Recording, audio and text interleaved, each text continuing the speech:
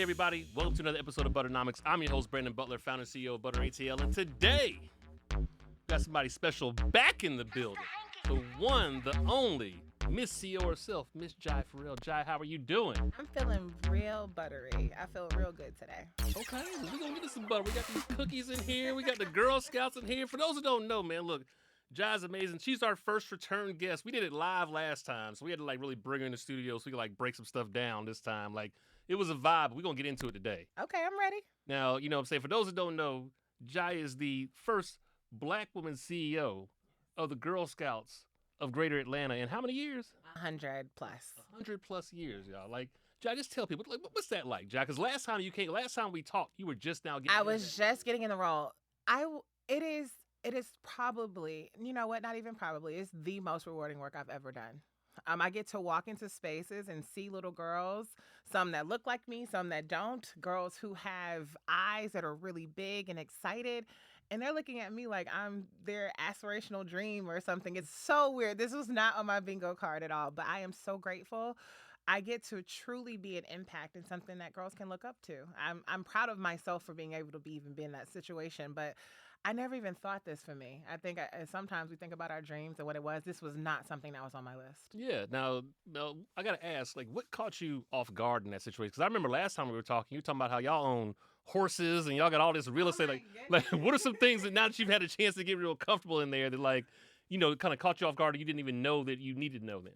I think understanding how dynamic Girl Scouts is, because I only had the perspective from being an actual scout. So my mommy was my Girl Scout troop leader and I was a Girl Scout. So I knew about camping and I knew about our program. I knew about the cookies. I didn't understand the enterprise portion of the business on the back end. And so understanding that it's a $25 million business, it's 125 people that work there. There are 3 properties, there are horses, there are all these things. Never did I ever. But I will say that the cookie is just a portion of what we're doing. So going beyond the cookie is the thing that surprised me the most. The girls and the programming. Absolutely. And the cookies are a big business with y'all now. How much is that cookie business annually kind of for the Girl Scouts? From a gross perspective, cookies can go anywhere between 10, 15 to $20 million. It's fair to note though, with the cookies is that everything about the cookie stays local. Mm-hmm. So I know everybody's like, oh my God, they're on the backs of these girls. That is not how this works. Every dollar earned is 50% split with a girl. It goes into what we call cookie dough, which helps fund their adventure. So if they want to go camping, cookie dough can do that. If they need new uniforms, cookie dough can do that. So this idea that, we're using girls in ways that is not happy or well is not true. But everything about the cookie stays local. So that's what I really love. So much so that the box of this year's cookie, their girls are from Atlanta. Absolutely. Now tell me about that. What's going on with this year's cookie? The Explore More is the new cookie. So every so many years we listen to y'all. Y'all say, hey, we want something new. Mm-hmm. For all the people asking me, I'm going to try, but I don't know about a banana pudding cookie. I keep getting that. But we do new cookies. We work directly with GSUSA, who is the kind of liaison between the license for the cookie, and the girls on the cookie are from Atlanta this year. So we really have an opportunity to talk more about what GSATL is doing. So that same cookie box is across all 111 councils in the country. Look at that. Now I gotta ask, because growing up in a black household, look, I'm gonna ask you, when you get your cookies, where do you keep your cookies at? In the freezer. Okay. I just need to know, is that something y'all talk about? What happens? Because even from just a cultural standpoint, when you think about it, right? That's a thing that we all kind of grew up along with. What happens at the Girl Scouts when it comes to that? Is that something that y'all talk about? Does that ever come up? No, it doesn't come up. But if you had grandparents and moms like us, they end up in the freezer. It helps extend the shelf life of the cookie for sure. So if I see somebody at church pop up in a box of Truffaut's in October, they definitely left them in the freezer. Yeah. Look, I got a box in the freezer right now. I ain't gonna lie to you. I got a box in the freezer right now. I think I got 3 left on that last row. Well, we got you covered today. We got your Samoas. I know those are your favorite. We got you covered. Always. Does when the girls sell cookies, does that count as a youth-led business? Because I know it's one of the largest ones, right? To be clear, the reason we don't sell cookies all year long is because it is truly a program. So from around the beginning of January until right around the end of March, April, the girls are able to go out and to sell the cookie. What we do prior to you even going to sell cookies is called Cookie Rally or Cookie University, depending upon the age. And that's where they learn about what the product is, the flavor profile, what their goals are, what the rewards are, what their pitches are. They do all of that. So they go through what I would call an accelerated MBA program on how to sell the cookie, even down to what do you market, how do you have your sales pitch. We teach them that. That goes a part of it before they even get a cookie box in their hands. Yeah. Now I got to ask, like, when you're also in there, I'm sure there's some interesting conversations. Like, you can probably see some future Jai Farrells and some future CEOs. Like, they're probably some, like, are they like, okay, I'm gonna use, AI to help me build this, or like, what are some Absolutely. marketing strategies the kids are coming up with? So based off of the number of boxes they want to sell on the cookie dough they want to earn. So just example, if there's a troop that says, hey, we want our camping experience to be sponsored this year by a cookie dough, we need to raise $1,000, just hypothetically. Those girls will come together and they'll say, okay, we're going to do $1,000. This is our talking point. This is what we're going to do. This is where we're going to set up. This is how we're going to bling our booth out. It's a whole situation. I mean, these are truly the future business leaders. We just had our Night of a Million Dreams, and that's our our gala event, and our auctioneer is a Girl Scout. Her name is Megan. Megan is thebomb.com. I thought I was a person with energy. I think she is like the energy person. She was the one that said Queen Latifah was a Girl Scout. Meghan Markle was a Girl Scout. Michelle Obama was a Girl Scout. Taylor Swift was a Girl Scout. So when I go into rooms and I ask people where the Girl Scouts, more than 50% of the room of women in leadership spaces were Girl Scouts. Huh. That's interesting. Now, before this role, and I mean, we're going to spend some time talking about Girl Scouts, obviously, but like before this role, you were managing billions of dollars at the Atlanta airport. Yes. Portfolios. And a lot of people probably think the Girl Scouts is just like camping and cookies. They don't understand the business. Like, what do you see that a lot of people don't see, and what do you want them to know? Nonprofit is only a delineation for the IRS. It is only a classification in that way. Every other portion of what we do is a business. There are 125 full-time employees there. We have about 200 on-call or indoor seasonal employees. We have assets to manage. Right now, we're about 2,000 acres of property that we oversee. We have government relationships. We have sponsors and donors. We have stakeholders. There's a member organization. So I think what people don't understand is that just because we have cookies in the top of the year, I don't want you to forget my girls. I want you to go beyond the cookie with them, whether it be through mentorship, exposure, opportunities to come on field trips, shadowing opportunities. We have a ton of different programs that I think are kind of overshadowed because of the buttery taste of the cookies, but it's so much more because most of who the girls are going to be, we're helping shape that. They're also learning about their bodies. We talk about wellness, period health, the idea of mental health. Did you know that by the time a girl is 5 years old, she already thinks boys are smarter than them? Yes, I have data to show that. Also, that girls that are 13 and 14-year-olds are more concerned about their body and what their body looks like than what's in their head. That parents, by the time their kids are 5, it's known that they are Googling more that if my son is gifted or talented more than they do for their daughters. This is data that I have. This is real. So I look at Girl Scouts as an extension of the village, but then a place for a girl to be herself, to figure out who she wants to be and to support her on that journey. Yeah. So help me kind of break down, the kind of business of a troop. Like, are troops kind of run like individual businesses? Do they have their own P&Ls? Like, how does a troop kind of operate? I'll give you the model just so it gets. So you have GSUSA, right, which is the entity by which we are chartered by, meaning we get our licensing from them. We have permission to use the Girl Scout mark. We also have the ability to use the uniforms. But Girl Scouts of Greater Atlanta is its own independent 501c3. I work in partnership with a board. I do not work for GSUSA's president, believe it or not. So that is 111 councils throughout the country. So each of those councils has its own member base. From our membership, we are about the 4th or the 5th largest in the country with 30,000 plus members. Of those 30,000 plus members, 20,000 of them are girls and the other 10,000 are volunteers. There cannot be a troop without a volunteer, right? So there has to be a person. So this is a troop model that is delivered by the volunteer. The volunteer is a person that facilitates. However, we give training, we give resources, we give support. In addition to what the troop is doing, we have our own signature events. So things like STEM Expo or the Day at the Falcons or the Day at the Hawks, those are things that we all facilitate. So they're all members and they're all a part of our network, but facilitation of the programming itself comes directly from a troop leader. So for those people like, oh my goodness, I really want my kid to be a Girl Scout, but she's in volleyball, but it doesn't have to be a Girl Scout, but it can be Girl Scout and because we have have programming that's really dynamic and that you can manage your own schedule. So if you're a mom that's always on the go, or even a dad, because we do have some dads, we have what is called the Juliet program, which is, hey, I don't have time to really deal with other people's kids and things, but I do want my daughter to still have this qualitative experience. You, Brandon, can take Zoe and you can become a Juliet dad, and you can be a part of the Girl Scout experience, and you're just the person that's facilitating a lot of her programming. So that's kind of the model that it works. Think of a Chick-fil-A. You have Chick-fil-A corporate, and then you have a local franchisee, and then those individuals work for them. Very similar. Okay. Now, with all this different training and everything, like, what are these kids, like, what are these girls, these young ladies, I'm calling them young ladies, like, what are these young ladies learning about business, negotiation, money, just how to operate that probably a lot of adults don't even know right now? So I'll give you the different pillars of our programming. So we have the entrepreneurship program, which is our cookie program, but we also have a fall product program called Treats and Keeps. That's when they're learning the basic principles of entrepreneurship, marketing, how to advocate for yourself, sales pitches, goals, all of that. Then we have a STEM program, which is all about science. So we have a STEM expo. This year it was actually rescheduled. Next year it will be at the aquarium because we had a nice snow blizzard that we weren't expecting on our last STEM Expo day. But in that STEM space, we're talking about education. We want our girls to know they can be engineers, they can be architects, they can also be amazing chefs because there's a lot of science in cooking too. So we talk about that in STEM.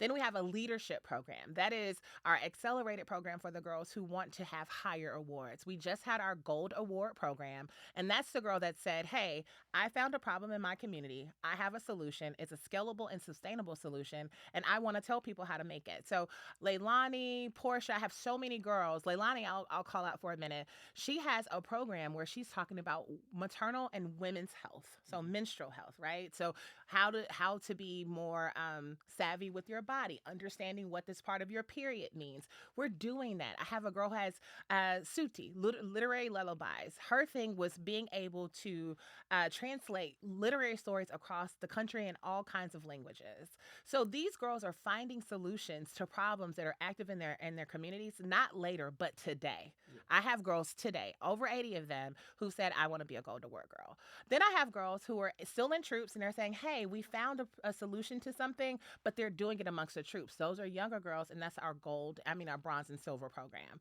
So we had one group of young ladies, they did period packs for LGBTQIA girls and brown girls. So there are different types of communities that need, right? So usually when you pull together like a wellness pack, it's like the little small bottles of shampoo or conditioner.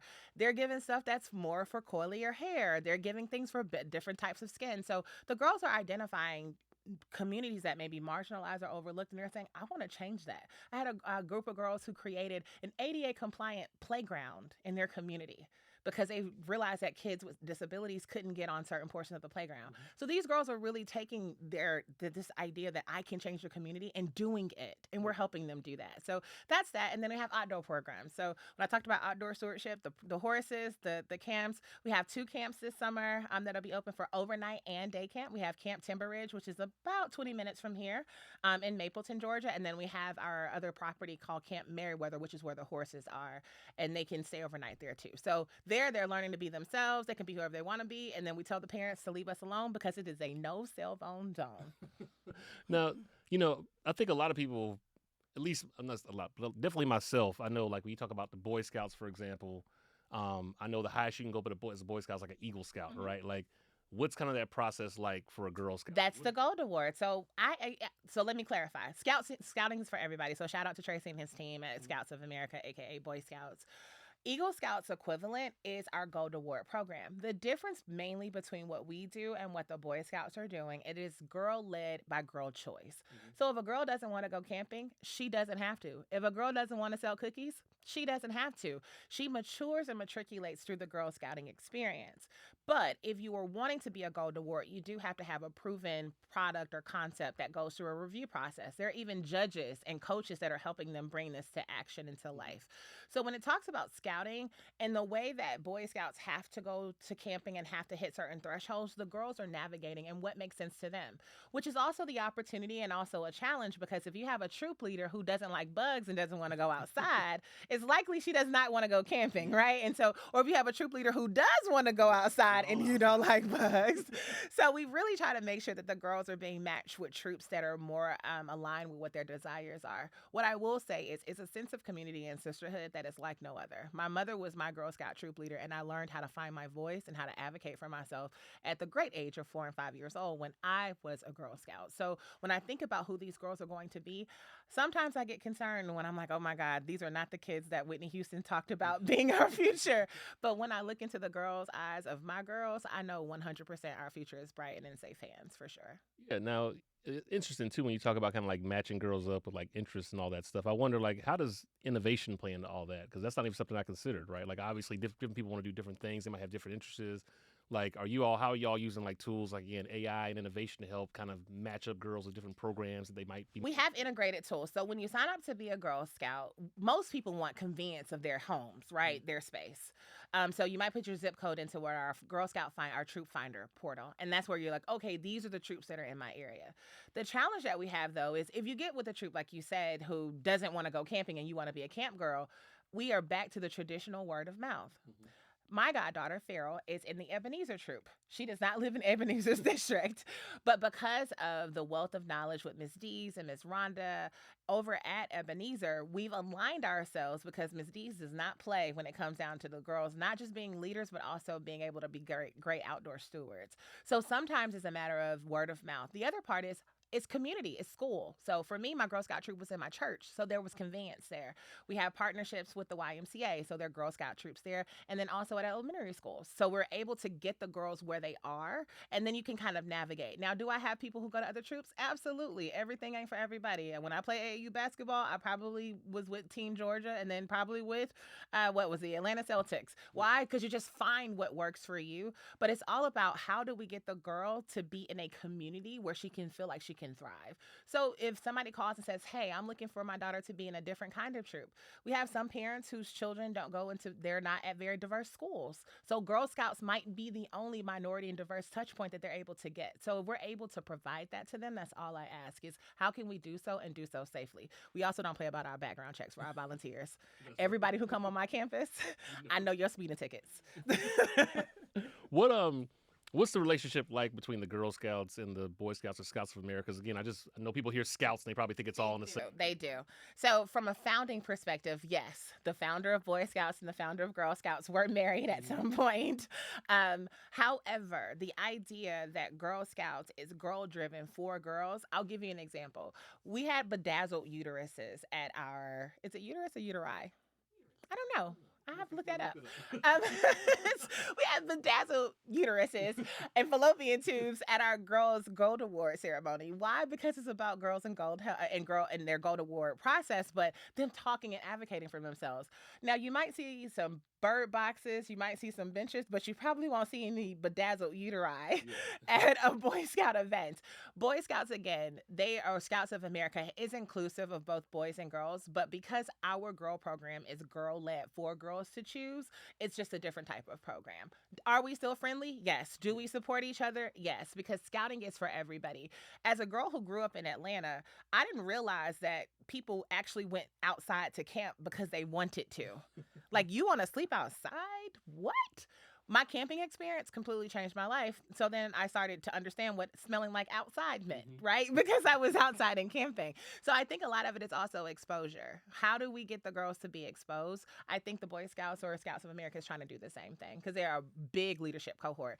I'll say this, though, from a philanthropic perspective and giving, when it comes to Boy Scouts versus Girl Scouts, unfortunately, they're still very heavily male-dominated spaces.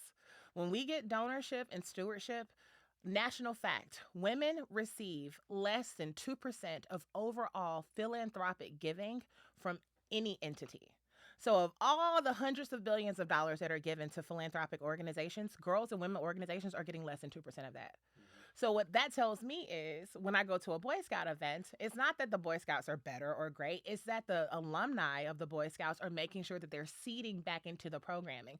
They're also the ones in the boardroom making decisions when it comes to budget, how they're going to allocate resources. So when I tell people to take my Girl Scouts with you, take them into those boardrooms so I'm not fighting for small equitable donations of, 4 or 5 figures when I know that my peer organizations are getting 5 and 6 figures. Why is that? The decisions makers were Boy Scouts, so they're going to advocate for boys. So how can I put my girls in positions to make sure that people are advocating for them too? Girl Scouts is not just for girls. It's for dads, girl dads. It's for uncles who want their daughters and nieces to be the best. That's who it's for. It's not just, oh, it's for girls only. No, we need the men to advocate for us too. Most of my advocacy came from men thinking that I could do a good job. So I did.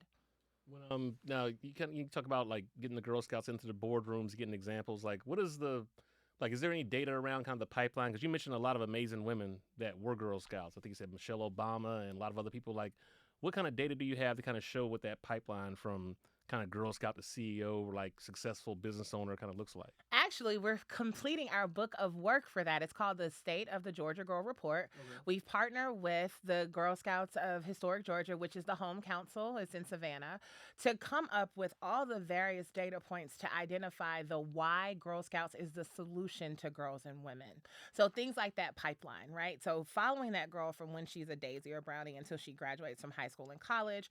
But I'll tell you, the attrition, and this is a part of that gap that we talk about in men and women. Women usually start to see the gap between their counterparts in men when we hit that 20-ish, 30-ish age. Why? Because we start having children. So when we start having children, our ideas of goals and ambitions start to change. So even if we were still at the same level together, what happens is we have kids, so we kind of stay here, and the men continue to rise because they go to work. They're in the workforce. They get leadership. So when we're talking about the girls, that's what the State of the Girl Report is going to do. Provide us with the grounded data to say, here's why Girl Scouts needs to stay prominent and prevalent. The other thing is now, unlike when I was a Girl Scout, girls have so many other options. All I had was basketball. They have basketball, volleyball, cheer, lacrosse, I don't know, making puppets. They do all kinds of things now that they didn't do before. So what we want the girls to understand is we can augment and change your experience as you start to change. We start to see some attrition when they hit high school, which is why I'm really, really focusing on that older girl, what I also call the pre-alumna experience. How do I keep a girl still involved, still intrigued about Girl Scouts once she hits 9th, 10th, 11th, 12th grade? Most of these high school girls are already thinking about college, but I'm already making my girls college ready.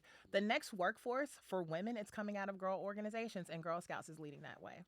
Yeah. Now, you've been the first Black woman to do a lot of amazing things. The first Black woman in a lot of rooms, yes. A lot of firsts. And you talked about how people kind of advocated for you, but like in your career, when did you kind of start? When did becoming the first become less important? And you kind of start really focused on what you were building and what you were kind of creating. When I worked at Turner, it was funny because I came around that phase when BET was subbing out some of the studio spaces. Mm-hmm. And I remember being in the CAF one day, and somebody asked me if I worked at Turner because they just saw these Black people working for BET Networks. And I think the Monique show was there, and it was like the Sunday's Best like show for singing, gospel, and all that. And I thought that was funny because I'm like, just because I'm Black, you think I work for BET? And that wasn't the case. For me, it was always the quality of the work that I was doing. I've always been pushed beyond what I could imagine. I have to shout out Ballroom Beador. He is the Indian man. He's this big, I'm this big, but he is a mentor. He is my advocate. He's also my truth teller. He's the only person I would let me say, shut up, Jai. Because he was the one who said, you only see yourself here. I want you to see yourself there. That's why I talk about the male advocacy, because he made space for me in that way. But I'll also say, for me, when I was at Turner, I just wanted an office with my name on the outside. Because at Turner, you could be there from graduating college to 30 years from now. The golden handcuff. Yes, 100%, right? And so when I think about those spaces, I had mentorship. Barbara Griffin, she's not a Black woman. She's an amazing white anime rock star woman. My Chemical Romance was one of the things that we loved together. That was a whole rock band, right? That was our thing. And I remember her telling me, she's like, you can be and do whatever you want. So I don't know if it was always about the first, but it was always making sure that my rooms that I was in, I was supposed to be in them. But I learned that when I I was a little girl. My mother made sure I knew if you walked into a room, it was because you were supposed to be there. I also found out in some of those rooms, people aren't that smart. Tell it again. And so I was sitting in some spaces and I'm like, this cannot possibly be the guy in charge or the girl in charge. And I'm like, so, and when people would lead with, well, my family is this, I'm like, oh, you're one of those. And so I started realizing, I was like, it was okay for me to show up as Jai, and that my spaces in my room was going to make space for me to be there. And it was okay for me to be myself. So when I think about the first, it was never on my bingo card to be a history maker of any kind. It was brought to my attention in the most recent years that I was the first chief commercial officer at the airport, because I didn't even think of it that way. I was having fun. And when things don't feel good anymore and they don't feel like fun, it's time for me to move on, because what is our beloved Claire Huxtable? Felicia Rashad says, light is not heavy. Yeah. And that's how I felt. When things get heavy, it's time to move on. So I just always want to be the best part of myself. The other thing I realized is that I enjoy helping people and like youth and being in those spaces. Ebby Parsons and Naima Greenwood were actually the ones who recruited me for this job. And when they called me, the first thing I said selfishly was, doesn't meet my comp. Because in my head, I'm like, girl, I got a mortgage. I got, I got stuff to do. But when she said yes, I never thought about philanthropy and nonprofit being something that's profitable, that's beneficial. You'll be amazed at how much nonprofit leaders actually are comped in what they make. And so when I got that out of the way, it was, okay, what does this look like? My mother did an excellent job of making sure I had a village. So if I can just be a branch on a tree in this girl's crazy village and jungle of whoever she's going to be, if I can just do that part, I feel like God will be pleased. Now, as a CEO, because again, a lot of people aspire. We got a lot of CEOs out here in Atlanta now. That's a whole, Atlanta's the home of the CEO. That's a whole different conversation. But as a CEO, that's actually no comp. Right. There's actually running a large scale business, and because how many people, like how many employees? So we have 125 full-time employees, right under 200 seasonal employees that come in. How many girls are? I have 35,000 member group with about 20,000 girls in 35 counties in Georgia. Well, that's a lot of people. So that's what I'm saying, right? As a CEO, you think about that, right? Like, what is power? How do you kind of define power? What does it look like for you on a day-to-day basis? And also, like, what does it feel like when you're the one that has to make the call or make the decision about certain things at that scale that impacts so many different people? So one thing I've learned from my best leaders is that it's a mutual covenant between us, right? You have to trust the people who work for you. And trust is not built through fear. There are three kinds of leaders. There are ones who want people to fear them and be afraid. There are ones who people want to be friendly with, so everybody's your friend. For me, I just want the respect factor. Just be respectful, right? I also tell the team passion and disrespect can come off very similar. I do passion, I don't do disrespect. But I create a space that my team can say, Jai, I don't know. I have tons of meetings with my team. I'm like, look, I know that I'm going to be the last stop, but what are your thoughts? What is your subject matter expertise? Because the reality is, I don't know everything. I can't believe I said that on record. I don't know everything.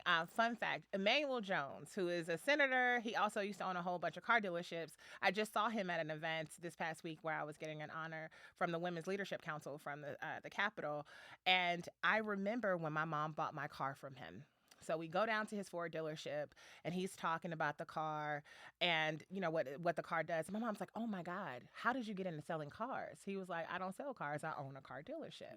And he says, she's like, but you have to know how to sell cars. He said, no, I don't. I know how to hire good people to sell cars.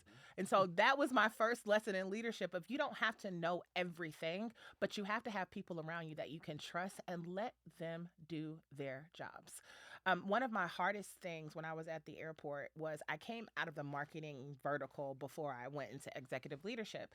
And I saw everything. I approved everything. I looked at everything. And it got to a point where I was so high up, I couldn't do that anymore. Yeah. I couldn't possibly see every single thing that was happening.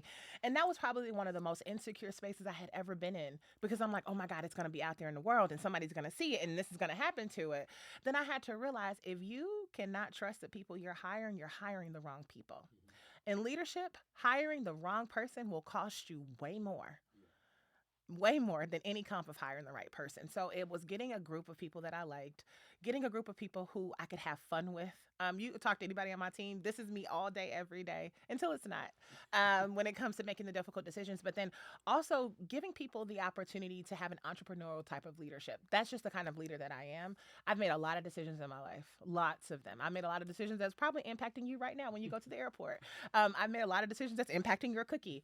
I make sure that what decision I'm going to make, if there is a risk appetite, what is that risk appetite? And am I willing to take that risk, or am I risk adverse to that?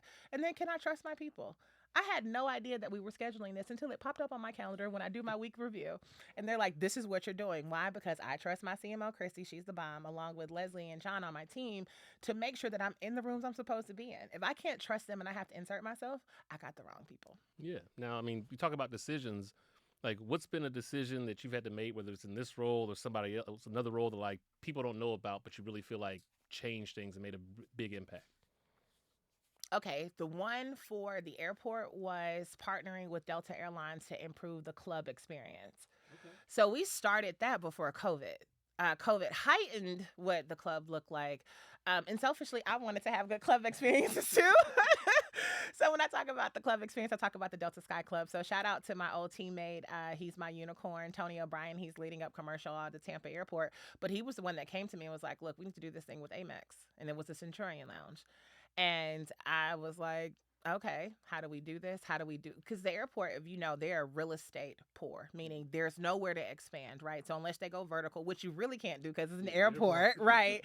So how do you do that? And so the Centurion Lounge was one thing I think that I was like, okay, this is going to really change the experience. And going and onboarding that process, working with the great team over at Amex, dealing with the other peers and groups, because remember, clubs are an exclusive experience. So prior to COVID, if you were going to a club, you had a status card, you had something. Mm-hmm. So once COVID happened and Amex was kind of helping underwrite some of the additional costs at Delta, we started realizing there was a heightened number of people using the club. So shout out to Matt and all my other friends over at Delta who are part of that real estate team. We were trying to figure out, how do we do this? How do we create an elevated experience? Because as you know, it's probably 100 million people going through there. So now what happens when the club lines are long? So how do we do that? How do we figure that out? That was one for the airport. One for Girl Scouts that's been a difficult decision is closing of Camp Misty Mountain. It's one of our properties that we have that is in Armuchee, Georgia. It's about 1,000 acres. There's horses there. We have a family of bald eagles there. We have protected trout there. It's a 100-acre lake, beautiful property. But a part of our promise in law closes out by saying, use your resources wisely. And when you go into any business, the first thing I did was get the financials. Girl Scouts are not, I need to know where the money goes and how it works.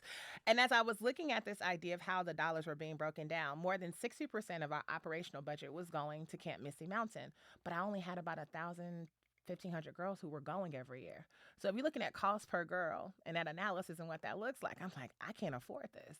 It's having that conversation with yourself. It's not that I don't want girls to have a camping experience. I simply can't afford it. So collapsing and sunsetting that property was difficult. I think there's a sense of connection and nostalgia there. I get it because my camp, Pine Acres, is closed as well. And so I'm like, oh, man, I don't want to take something away from the girls. But what I thought about was it's not taking it away. It is redirecting a resource so that I can enhance the other properties because this just isn't a smart use of something. And that's hard for people to understand. Have you ever talked to somebody who's highly emotional about something, they're not listening to you, right? Because they don't want to listen to you because they don't have the appetite at the time. But what we're able to do now is see that camp right now is trending beyond how we budget. Meaning, we only usually budget for about 40 to 50% capacity. We've exceeded that already by simply sunsetting the operations at Camp Misty Mountain. It's difficult, it's hard, but a part of leadership, the great part of leadership nobody talks about are the lonely nights where you have to make decisions where you know you're going to impact some people, and there are going to be some people who don't like it. There were some other staffing changes and some right sizing. I did an organization redesign when I first came in, not because it was bad, but I just needed the organization to work for me in a different way, and that was about 10 to 20% attrition of some staffers. It was hard. None of that stuff is easy. I think you can understand as a CEO yourself, there are nights that we don't sleep because in our heads it's like the matrix. We're like trying to figure these things out because we don't want people to hate us. I mean, that's not something you want, but you also are like, I need to make payroll. And so how do I do that? So it's making the difficult decisions and then also giving people a forum, having people tell you how terrible you are of a leader, but them not understanding, do you want to pay $10 for a box of cookies? Because if you don't, I need to do this. So those are the things that are hard. I take the valleys with all the mountain peaks as well. And sometimes that's just part of the leadership journey. But I just know that it's all temporary. You'll be up one day and down the next, says Minister Farrakhan. And I'm okay with that. There's one decision I think I remember you talking about that was a little harder that I don't think a lot of people know, but it's impacted people. Because it was when y'all got rid of that girl at the airport, the sign with the girl welcoming everybody. Oh my God, the welcome girl. Welcome girl, the painting. Y'all remember? I know y'all know that painting. I know y'all know what we talking about. If you've been through the airport, it was. And first of all, that woman has children, and good grief. So yes, so the thing that I love about Atlanta is that we are truly a cultural icon. Mm-hmm. Like it or not, when you talk about Atlanta influences everything, Bame and Tori, hey y'all. When we talk about that idea, we truly do. And we take ownership of being from Atlanta very, very personally. But what happens is we start to create kind of these idol gods, this idolization of certain things, right? It's like if you go down the street and you don't see the varsity on North Avenue, somebody's going to get a call, right? And so that girl became a mark for not just people coming and traveling through Atlanta, but it was a marker for being home for people coming to Atlanta. And I think when you're talking about this idea of nostalgia, brand, and culture versus commercialization, there has to be a good cross-section. And what I call it is enterprise and empathy. Like, how do you find that cross-section of both of those things? And I think that's where you find the sweet spot. And honestly, people are still trying to figure that out. Big businesses have not figured that out yet, right? And like, how does that work? And things that are cultural in Atlanta might not make sense to somebody outside of Atlanta. So I think it's always keeping in mind your hyper-local audience, your regional audience, but then also the other kind of critical stakeholders that are impactful in that way. Yeah. Now, look, you're Atlanta through and through. I am. I'm Grady, baby. I'm all that. Columbia Drive. I mean, look. You went to my rival high school, Southwest DeKalb University. Jason Weaver said that the other day, by the way. I was just on the phone with Jason Weaver the other day. I literally was on the phone with him the other day. He said Southwest DeKalb University. I was like, you're right. I'm calling about that. I was just talking to him. You went to all those things, right? Like, how much of how you lead, comes from, how much of how you lead now, like, comes from kind of that experience and growing up? Because, again, I do think the East Side is a special place. It's a very special place, too. I mean, excited. I sent my mom a picture the other day, and it was the Google Earth picture of the 86 Lithonia bus station on the corner of Columbia Drive and Rainbow, and that's the one we used to ride. And then when we weren't riding that bus, my mom, when she was working at the mall part-time, in addition to working at Georgia State full-time, we would walk that long hill, that big old hill on Rainbow. That's why she's so fine. I think because she walks so much. I'll say this. When I went to Spelman College, I met young ladies who had never been around so many Black women because they went to boarding school or they were growing up in affluent spaces where there weren't Black folks. My first doctor, Dr. Wesley Johnson, on Snapfinger Woods with Kaiser Permanente, was a Black man. My first principal, Mr. Sims, was a Black man. I grew up in Atlanta where Black excellence just reeked. It was everywhere. There were times that if you didn't want to see people who didn't look like you in Atlanta, and you just want to see Black folks, you can operate in a space, in a microcosm where all you see is Black people. Our cleaners, the people who own the store, the people who, everything was Black excellence. It wasn't until I got to Spelman that I realized that there were actually people who did not grow up with this many Black folks. I remember being in one of my first English classes, and that was a Black professor. And the young ladies next to me, because at Spelman, back then, oh my God, over 20 years ago, you were alphabetized by your classes. So me, Wendy Ferguson, all of us are always in the same classes together. And she had never had a Black professor or teacher before. I had so many, I couldn't even count who my first one was. And so I think the idea of Black excellence, Wakanda, if you will, is a very real concept. And then you add Obama as a president, like our kids are growing up in spaces where they know that these rooms are supposed to be in. It's not that they feel different or opposite. I'll even interject with your baby, Zoe, when we were figuring out what she was going to do with school, and the idea that she was like, Mimi, I just don't know. It's so many white kids at this school. And she was trying to figure out, and she's like, I want to be in band and I want to do these things. And I'm like, you want to be in band? I went to Southwest Cab. Like, you're supposed to be in the band. And I just believe that creating spaces where Black children and Black girls and Black boys know that that excellence is expected of them is a part of my job. It is my job to make sure that they are not under resourced because of their zip code or their parents' income.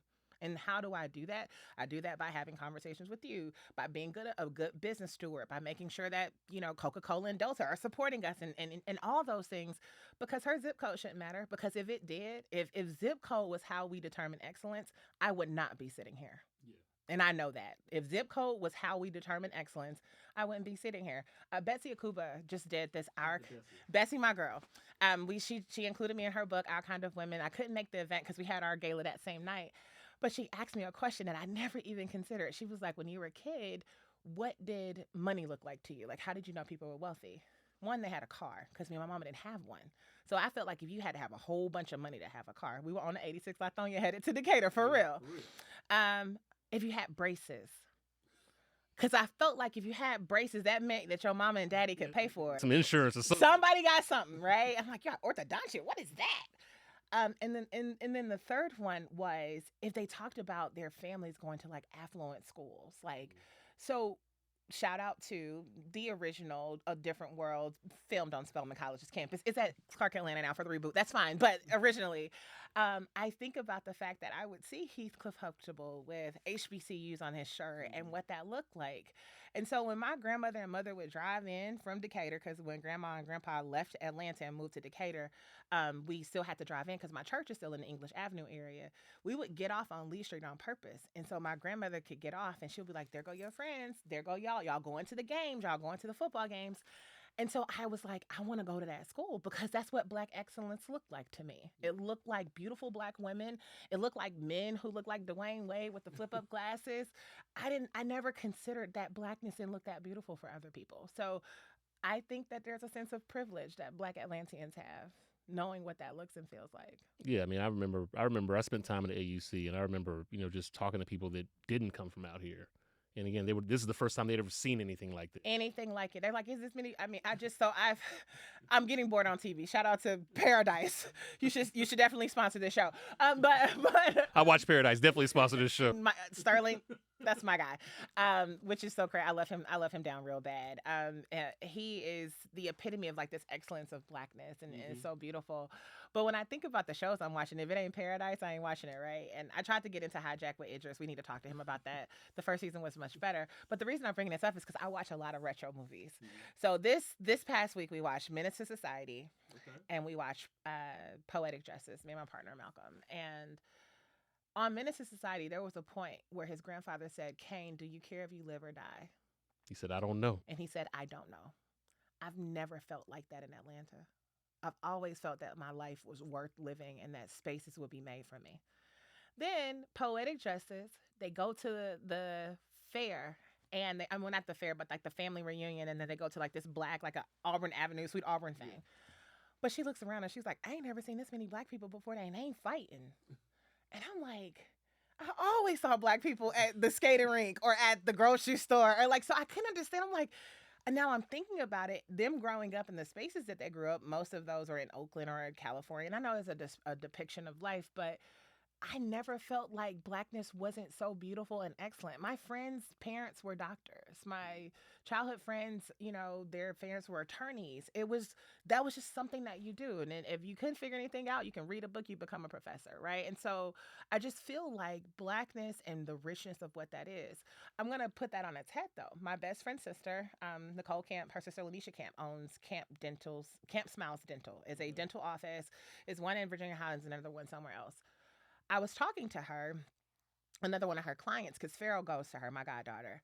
And Farrell's mom was talking to one of the white women who were bringing her kids, and she asked her why, why of all the places to come. And she was like, I want my kids to see that there are black women that are doing amazing things. So to me, that's what allyship looks like, right? That's what that exposure looks like. It wasn't just about blackness. It is the celebration of blackness, even if you're not black. It's making space and acknowledging that we are truly the backbone of this society and this nation, and knowing that if not for the blood, sweat, tears, and the prayers of those same people, that none of us would be here with all of what we went through. With those who chose land over sea, you are sitting in this room because somebody cared enough to know that their legacies would live. Atlanta is the birthplace of that. 100% for excellence. When you kind of think about, you fast forward a little bit, or even think about kind of the girls that are coming through Girl Scouts right now, like, one, what kind of leaders do you hope they're going to produce for Atlanta and for the country? But then also, what do you hope they kind of say about their time in Girl Scouts? So Sarah Smith is one of my favorite elementary schools that I go visit. They have two campuses that are very nice. But I walked in, I had on my, my Girl Scout garb, and I had a little girl say that you are the prettiest CEO I've ever seen. I was like, I want to put you in my pocket. The fact that they saw a black CEO, I don't even think she knows what CEO stands for. She knows that it meant something leadership. She knows that I was reading to her. She knows that I was somebody special. But she got to meet one. I remember very vividly having Monica Kaufman come to my elementary school. She came to mine too. She taught at my sixth grade at graduation. I remember that. She came to Columbia Elementary, and I remember being like, oh my God, like she was so larger than life because we see her on TV, right? And so it was this idea that she was within reach. When I was at the airport, there's a thing called arm's reach clearance. So if a sheikh comes in, a president, a high level dignitary, I had federal clearance to be within arm's reach of them. So I don't have a picture with President Obama. I have a picture of me reaching my hand out to President Obama. But I think about the fact that I just want to be an arm's reach leader where little girls can see themselves and be within arm's reach. What was also funny when I was at Sarah Smith Elementary School was there was a little boy who wanted a pat shoe, and I gave him one too. Because I believe that if he wants it, he might marry a beautiful black woman. Like, I didn't know what that meant for him, but I said, you could be a butterfly too, baby. And I think this idea of seeing things beyond what you might see on, the amazing trash TV and all the social media or social media knots that we see, is that it's okay to celebrate blackness. It's okay to have fun and to still be true to yourself, but it's okay to understand that you have agency and you have power. And what does that look like? And it looks like me showing up for them. Am I a perfect person? Absolutely not. You got that on record, so everybody heard that. But I try.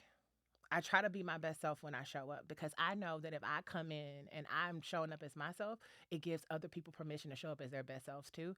And what a world we would live in if everybody was trying to give in their best. Yeah. Now, as we kind of wrap, this has been a great conversation. There's that young girl. She's in Decatur. She's in school. She's looking around and she's trying to figure out like what her future looks like. Because things are changing. I mean, we're going through a massive amount of change. I mean, I tell my daughter all the time, like, college is not going to look like for you, it look like for me in the world. So we got to like prepare ourselves. But like, what would you tell her about just, what's possible and like, what she could do just in general as her power as a young black girl? What I would tell her is there are women and people that are proud of you that you have not even met and may never meet. There are ceilings being cracked as we speak so that you can walk into a room and step over that glass and be there. What I would tell her is to do it scared, but do it anyway. What I would tell her is to enjoy the journey. That's the one thing I really believe, because I was so focused on like getting to the next thing and like making sure that I'm like, was I enjoying the process of this stretching? I love butterflies because they're so transformational. They're the one thing, sans maybe a tadpole and a frog, that completely changes its form from the time it's incepted and born until the time it becomes an adult, right? So you have the egg phase where things are being baked and made. You have the caterpillar that's going through this idea of becoming and maturing. And then you go from a caterpillar to the pupa, that hardened cocoon. And that hardened space, it's going to get hard, ladies and gentlemen. There are going to be days and times and things where you are going to feel like you are suffocating. It's going to feel like the world is closing in on you, much like that butterfly in that cocoon. And most butterflies don't even survive the process of breaking through the cocoon because they're not okay with moving their wings hard and fast enough to get the right airflow.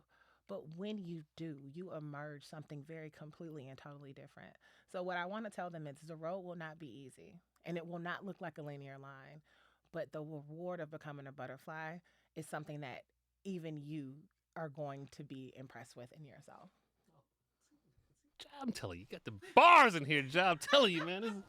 Man, look, this has been a great conversation, Jai. Thank you again for pulling up. Thank you for having me. First boomerang guest, and then I feel like we might have some more stuff coming up. Before we get out of here, though, please, how can people support you? How can they find you? How can they get these amazing cookies? Like, give them all the things. Yeah, so I actually check my LinkedIn for real. Even though Chrissy, who's sitting in here, doesn't like for me to answer everybody back, I try to.